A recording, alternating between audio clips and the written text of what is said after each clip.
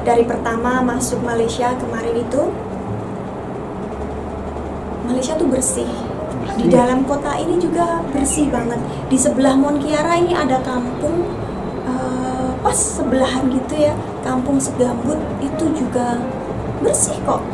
Kemarin kami sempat juga terbang ke pulau kecil namanya Labuan, di luar kota ya jadinya. Itu juga bersih. Hai, assalamualaikum warahmatullahi wabarakatuh. Berjumpa lagi dengan saya, Hai Merbat TV. Oke, apa kabar hari ini? Mudah-mudahan kabar daripada teman-teman semuanya semoga disehatkan oleh Allah, dilancarkan rezekinya, dan mudah-mudahan senantiasa selalu dipermudah segala urusannya. Amin, amin ya rabbal alamin. Oke, di sini ada sebuah video cerita, teman-teman. Pendapat saya dalam video ini, pendapat saya selama 6 bulan tinggal di Malaysia. Wow, ini baru 6 bulan tinggal di Malaysia. Bagaimana pendapat si kakak ini? Apakah Malaysia sangat menyenangkan? Ini baru 6 bulan loh. Belum sampai 1 tahun, teman-teman ya. Dan seperti apa Malaysia? Kita dengarkan saja cerita daripada salah satu kakak ini yang sedang berada di Malaysia, yang mungkin sudah lama. Ini cerita selama 6 bulan ya. Mungkin sudah lama sekarang kakak ini tinggal di Malaysia. Kalau setahu saya, kakak ini sudah lama tinggal di Malaysia, tapi menceritakan kisahnya selama tinggal di Malaysia 6 bulan. Wow. Oke, saya pun penasaran dengan videonya seperti apa. Jom kita simak bersama-sama, let's go. Garis besar setelah kami tinggal selama setengah tahun ya. Setengah tahun 6 bulan berarti ya. Di sini kayaknya kualitas hidup di sini nggak kalah dari di Singapura. Terus ada nggak pengalaman buruk selama tinggal di Malaysia? Ada nggak pengalaman buruk? Ini wajib tahu teman-teman ya. Hai guys, apa kabar? Sebelum kita lanjut lebih jauh, ada baiknya kita kenalan dulu karena saya lihat ada beberapa teman yang baru gabung di channel ini. Oke teman-teman, video ini sudah lama sekali ya. Bayangkan 20 tahun 2023. Jadi kurang lebih video ini 1 tahun, hampir 2 tahun lah diupload. Ini kisah selama tinggal di Malaysia. Kenalin dulu, nama saya Ayu. Sebelum saya tinggal di Kuala Lumpur seperti sekarang ini, saya pernah 10 tahun tinggal di Hongaria dan juga 9 tahun tinggal di Singapura. Total hampir 20 tahun dari hidup saya habiskan di luar negeri. Sekedar info saja, umur saya dan suami sama-sama 43 tahun, anak juga sudah mulai beranjak dewasa. Jadi kami sudah ada di tahap untuk menata hidup ya, siap-siap untuk pensiun. Ini sudah nggak waktunya untuk kami bersenang-senang, berpetualang ke sana kemari gitu. Jadi ada sebagian teman-teman yang kasih saran, masukan atau pertanyaan gitu ketika kami mau pindah ke sini. Mbak Ayu, kenapa nggak tinggal di sini saja? Kenapa nggak tinggal di Pulau A? Kenapa nggak tinggal di kota B? Di situ banyak banget orang bulenya gitu, banyak orang asingnya. Iya, tapi setiap orang itu kan beda, ada fasenya masing-masing. Bahkan untuk kami sendiri ya, ketika baru umur 20-an dengan sekarang itu pandangan kami sudah beda. Jadi ya begitulah, setiap keluarga kondisinya beda. Untuk saat ini ya, Malaysia sangat memenuhi kriteria yang kami inginkan sebagai tempat tinggal. Kenapa gak di Indonesia? Berapa lama? Ya sekarang kami ini sedang cari tahu, sedang menjajaki. Bisa nggak sih kami tinggal di sini dalam jangka waktu yang lama? Sebagai orang asing ya kadang itu nggak hanya tergantung pada kami saja. Kami pengen tinggal di suatu tempat, tapi kalau nggak boleh misalnya karena aturan tertentu yang nggak bisa kami penuhi, ya kan terpaksa kami harus pindah lagi. Nah, kriteria apa saja sih yang sebenarnya kami cari dari suatu negara? Ketika tahun 2006 kami pindah ke Singapura, kami benar-benar jatuh cinta dengan negara Singapura. Aman, nyaman, bagus, teratur, bersih, semuanya gampang, disiplin, pokoknya top banget. Singapura, tapi ya, ada satu halangan untuk kami tinggal di sana dalam jangka waktu yang lama, yaitu karena biaya hidup yang sangat mahal untuk kami. Kami nggak ngomong untuk warga lokal ya, beda hitungannya, beda antara warga lokal dengan warga asing. Mahalnya seberapa? Nah, ini saya pernah baca dari surat kabar online Today Newspaper. Ini dari tahun 2017 sih kalau nggak salah ya. Jadi sekarang pastinya sudah lebih tinggi lagi. Katanya gaji rata-rata ekspatriat di Singapura waktu itu sekitar 130.000 Singapore dollars per tahun. Kalau kita hitung per bulan ya mungkin kira-kira 10.800-an dolar. Ribet banget ya.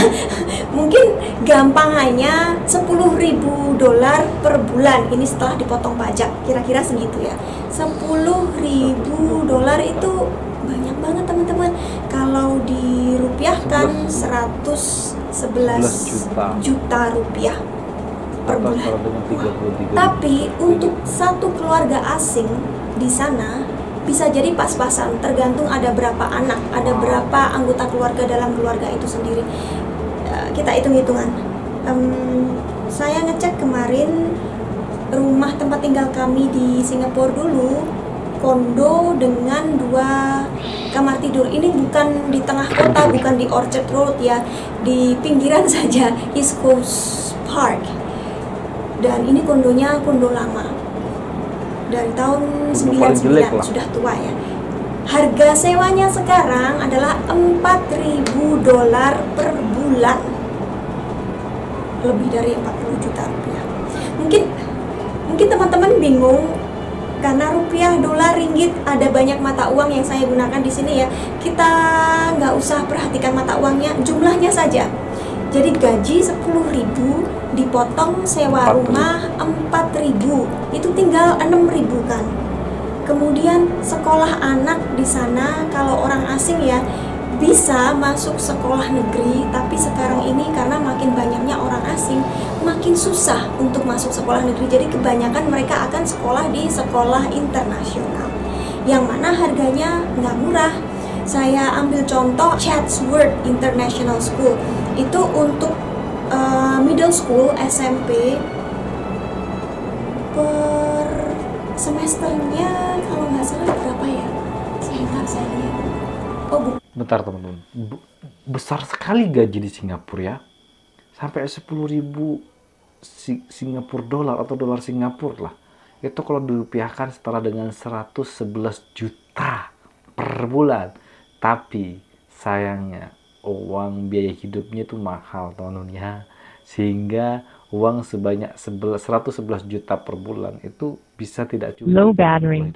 Please charge. Singapura ini luar biasa. Kan per tahun itu 30.000 dolar, per bulannya 2.500. Jadi duit 6.000 dikurangi 2.500 tinggal 3.500. Itu kalau anaknya 1. Kalau anaknya 2, belum lagi setiap keluarga kan mimpinya ya nantinya mau membeli rumah sendiri. Kalau di Singapura mau beli rumah yang setara dengan yang kita tempati itu tadi ya cicilannya mirip lah, dibuat sama gitu, 4.000 dolar. Ya nggak ada duit dari mana, nggak cukup. Sekarang kita bawa duit 10.000 dolar itu tadi ke Kuala Lumpur. Itu kalau diringgitkan sekitar 33.000 ringgit per bulan. Itu sudah banyak banget. Kalau kita mau menyewa kondo setara dengan kondo di Singapura itu tadi ya, yang 4.000 dolar per bulan. Di sini di Mont Kiara, katanya kan Mont Kiara itu merupakan salah satu daerah elit di sini. Elitnya bukan yang wah kaya banget gitu, enggak sih, cuma merupakan kawasan tempat tinggal ekspatriat. Biasanya kan tempat tinggal ekspatriat itu dihitung lebih mahal gitu kan. Nah di sini saya ngecek kemarin kondo seumuran itu dan juga dengan 2 kamar tidur, kondisinya mirip seperti di Singapura ya, itu cuma 2.000 ringgit saja, enggak 4.000 dolar. Saya awalnya kan agak skeptis, kok murah banget. Ini karena saya membandingkan dengan harga di Singapura dan juga di Budapest. Terus setelah saya lihat rumah aslinya ternyata bagus, nggak kalah dengan di Singapura. Dalamnya juga, saya kemarin cari rumah belum lihat rumah yang dalamnya kumuh, tapi ini kan kadang-kadang tergantung penghuni sebelumnya ya. Selain itu yang saya lihat dari pertama masuk Malaysia kemarin itu, Malaysia tuh bersih, Di dalam kota ini juga bersih banget. Di sebelah Monkiara ini ada kampung pas sebelahan gitu ya, kampung Segambut, itu juga bersih kok. Kemarin kami sempat juga terbang ke pulau kecil namanya Labuan di luar kota ya jadinya. Itu juga bersih, jalannya bagus, mulus. Ayah Ahmed bilang kualitas jalan raya di sini jauh lebih bagus daripada Budapest, karena memang Budapest itu di dalam kota ya, justru ibu kota itu kalau kita naik mobil itu sudah biasa. Malaysia loh. Nah, dia sendiri kayaknya sekarang sudah mulai biasa nyetir di sini, cuma mungkin yang masih agak susah Low battery. Please charge. menghadapi pengendara motor, karena memang di Hongaria itu jarang banget pengendara motor. Ayah Ahmed kan memang suka tempat-tempat yang nggak terlalu ramai. Dia suka kota besar, tapi nggak mau yang ramai itu. Jadi ya solusinya KL ini Wah, solusinya Malaysia berarti ya. sudah cocok gitu. Secara garis besar setelah kami tinggal selama setengah tahun ya, nggak berasa. Sudah merasakan Di yang sini luar biasa. kayaknya kualitas hidup di sini, saya nggak ngomong di daerah lain ya, mungkin di desa terpencil gitu kan, karena memang Malaysia lumayan luas. Di Monkiara ini, di dalam tempat tinggal kami, nggak kalah dari di Singapura. Mungkin malah lebih bagus, karena dari segi harga ya jauh lebih murah. Kalau saya cuma ngomong yang bagus-bagus, pasti nanti ada yang tanya, Mbak Ayu, pasti ada kekurangannya gitu kan ya. Mungkin kekurangannya untuk di sini ya, saya tinggal di Monkiara, saya nggak ngomong tempat-tempat lain. Itu hanya satu transportasi umum, belum ada MRT di sekitar sini. Jadi kalau mau naik MRT saya harus naik bus dulu. Tapi saya sendiri nggak terlalu membutuhkan transportasi umum, karena Monkiara itu dibangun sedemikian rupa, dilengkapi dengan berbagai infrastruktur dan fasilitas yang lengkap gitu. Jadi saya mau belanja, saya mau ke bank, saya mau ke dokter, saya mau ke notaris, semua itu ada di sini. Tinggal jalan kaki beberapa menit saja. Jadi saya nggak perlu ke tempat yang jauh-jauh, mungkin ke tengah kota kalau hanya ke kedutaan besar, itu saja. Itu kan kadang-kadang. Kemudian dari segi bahasa, ini juga hampir-hampir nggak ada bedanya dengan di Singapura. Kebanyakan orang di sini bisa berbahasa Inggris. Kita ngurus administrasi perusahaan, surat-surat dokumen, nih appointment card dari rumah sakit juga berbahasa Inggris. Jadi untuk Ayah Ahmed itu dia nggak terlalu merasa terisolasi. Sebagai orang baru dimanapun kita tinggal, pasti akan banyak sekali hal-hal yang harus kita urus. Dan itu kalau masih ditambah dengan bahasa yang berbeda, itu kesulitannya jadi 2 kali lipat. Ini saya merasakan sendiri di Hongaria ya, ketika pindah ke Singapura. Wow, betapa nyamannya tinggal di tempat yang kita berdua sama-sama paham dengan bahasa yang digunakan orang-orang setempat. Karena itu kami pengen tinggal di negara yang bahasa utamanya adalah bahasa Inggris, dan Malaysia kalau bisa tempatnya. hanya punya 2 musim gitu, karena kami suka banget tinggal di negara Low tropis. battery. Satu lagi yang penting ya, kayaknya nggak ada pungutan liar. Sebagai warga Lah, ini yang betul. Nggak ada pungutan liar lah. Artinya tidak ada yang minta-minta di jalan. Hal itu meresahkan, teman. Di Indonesia tuh marak sekali pungli, karena meresahkan. Kalau di Malaysia nggak ada. Ini komentar positif ini dialami oleh kakak ini tentang Malaysia selama 6 bulan atau setengah tahun. Bersih, nyaman, damai. Pokoknya Malaysia best. nggak asing, kami nggak dikasih harga yang berbeda dengan orang lokal ataupun dipersulit. Kadang-kadang ya di tempat lain di Indonesia kadang-kadang juga gitu. Misal kita beli jagung bakar saja di pinggir jalan, yang beli saya dengan yang beli Ayah Ahmed itu mungkin harganya akan beda.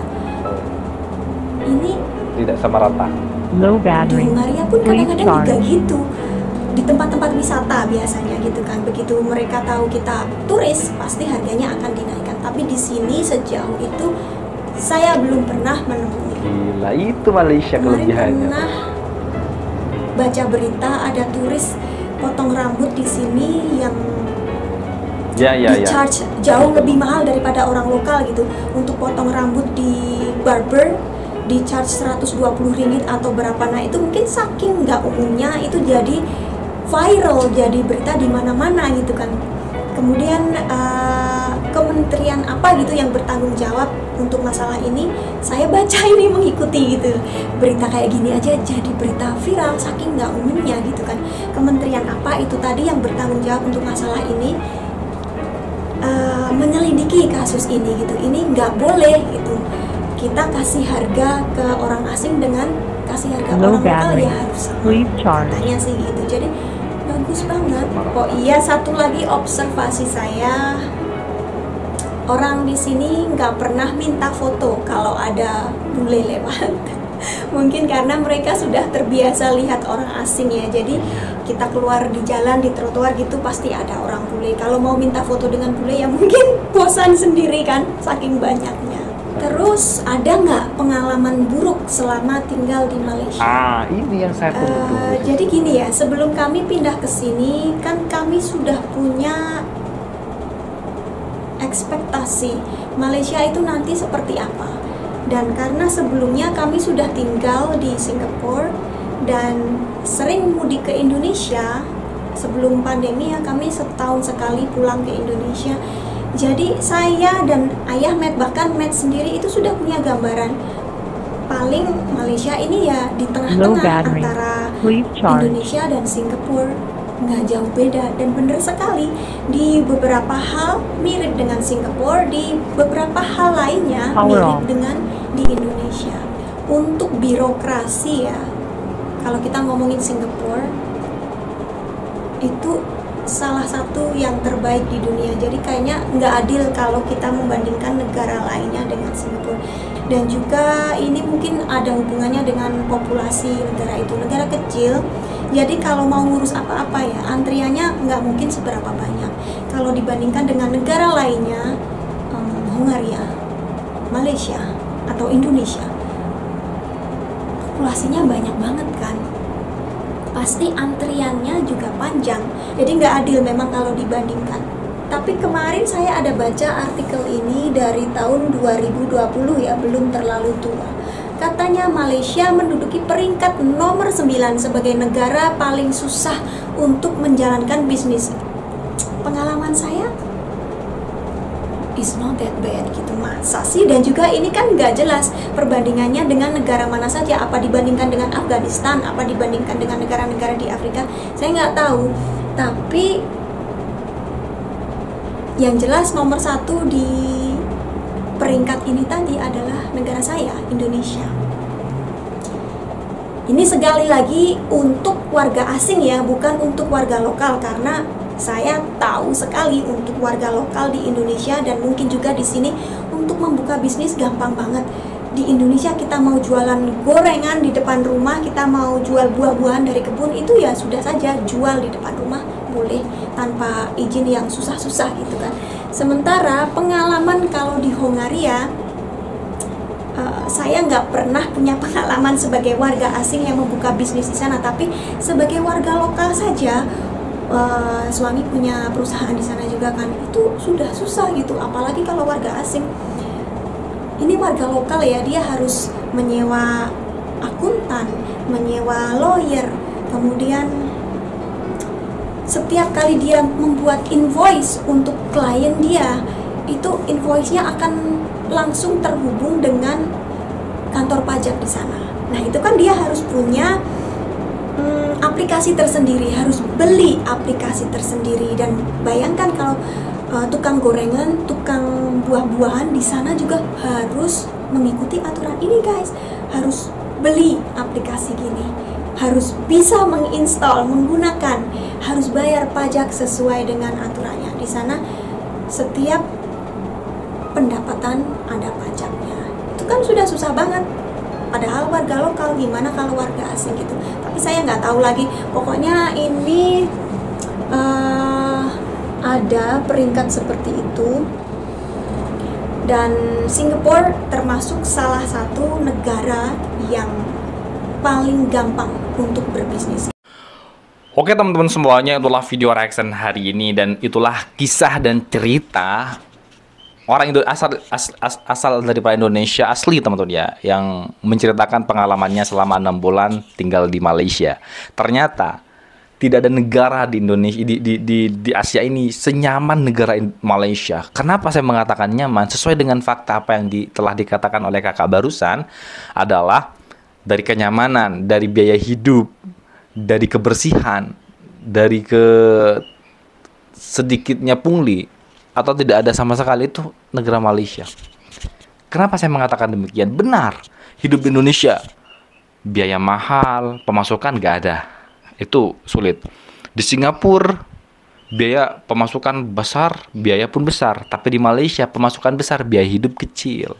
Itu enaknya tinggal di Malaysia, teman. Dan itu fakta. Kebanyakan orang Indonesia ketika memilih melancong ke Singapura, ke Thailand, ke Myanmar, ternyata ketika tinggal di Malaysia rasanya berbeda, teman-teman. Berbedanya daripada segi apa? Daripada segi kenyamanan loh. Kenyamanan, kebersihan, biaya hidup, itu Malaysia tetap yang terbaik. Malaysia tetap yang terbaik. Ini fakta, teman-teman. Dan faktanya ini benar-benar real.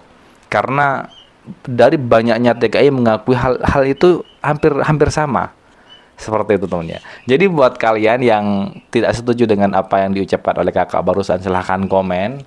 Takut ada fakta-fakta lain yang tersilap, teman ya.